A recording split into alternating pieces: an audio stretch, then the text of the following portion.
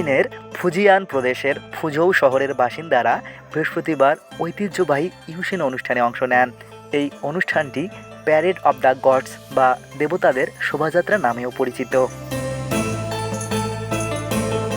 চন্দ্র নববর্ষ উপলক্ষে দেবতাদের সম্মান জানানো, অশুভ শক্তি দূরীকরণ এবং আশীর্বাদ পাওয়ার আশায় স্থানীয়রা দেবতাদের মূর্তি কাঁধে নিয়ে শোভাযাত্রায় অংশগ্রহণ করেন। ভিডিওতে দেখা যায় অংশগ্রহণকারীরা দেবতা ও তাদের সহচরদের ভারী মূর্তি বহন করছেন।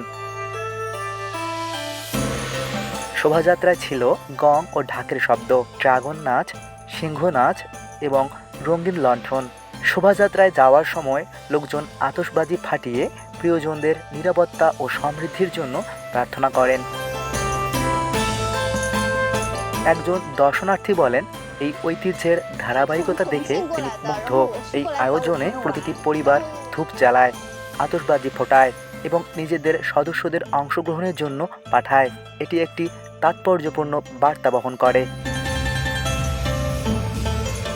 আরেক স্থানীয় ভক্ত বলেন, তাদের মূল উদ্দেশ্য শান্তি ও নিরাপত্তার জন্য প্রার্থনা করা। এটি কেবল কোনো প্রদর্শনী নয়, তাদের কাছে দেবতা সত্যি দেবতা, কোনো শিল্পকর্ম নয়। ঐতিহ্যবাহী ইউশনের ইতিহাস ৬০০ বছরেরও বেশি পুরনো। কিছু সূত্র মতে এর উৎপত্তি সং রাজবংশের শাসনামলে। পরবর্তীতে মিং রাজবংশের শাসনামলে এটি বিশেষভাবে জনপ্রিয় হয়ে ওঠে। পরে রীতিমতো এই আয়োজন একটি ঐতিহ্যে পরিণত হয়।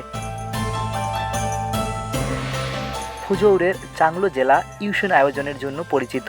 এখানে গভীর রাত পর্যন্ত অনুষ্ঠান চলে। প্রায় ২০টি সম্প্রদায় একত্রিত হয়ে শত শত দেবতার মূর্তি নিয়ে শোভাযাত্রায় অংশ নেয়।